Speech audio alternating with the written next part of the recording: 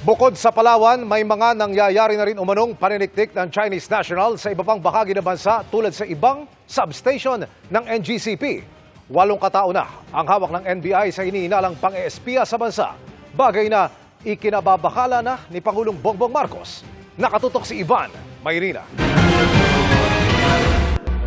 Kahit si Pangulong Bongbong Marcos nababahala raw sa report na may mga dayuhan na nag-iispiya umano sa mga vital installations sa bansa gamit ang mga high-tech na kagamitan, partikular sa mga lugar ng Armed Forces of the Philippines at Philippine Coast Guard.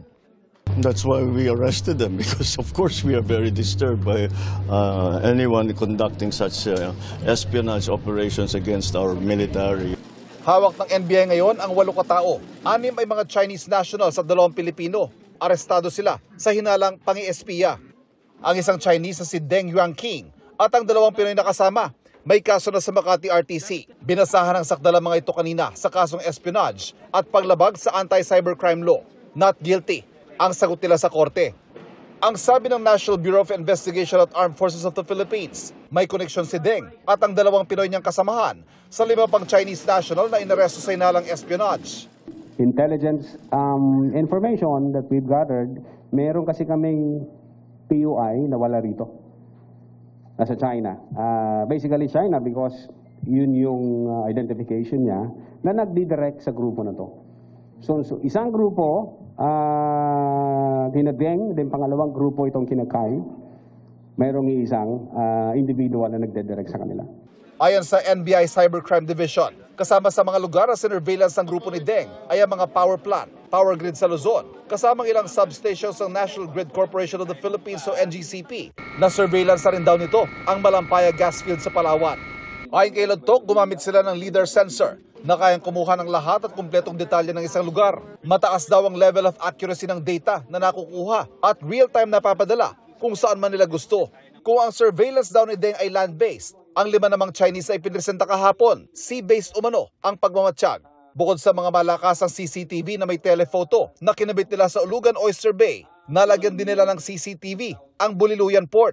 Buliluyan, Batarasa is of strategic importance in the south of Palawan. The location is within the vicinity of EDCA site, and the Philippine Coast Guard vessels can be monitored from docking to its routine missions in the WPS. It serves as a secondary port due to its proximity to the North Balabac Strait, a vital sea lane of communication, where some PLA Navy vessels have been monitored passing through in the past months. Maging sa Subic sa Zambales, na-surveillance na rin daw. Yung isa dyan, airstrip, yung isa yung, I think, naval base, and then yung power grid. Then yung isa, yung may makikita kayo yung red na dot na yun, yun yung position ng ating perpetrator. Dito nyo may marka siya. May marka siya towards and may marka siya sa left side.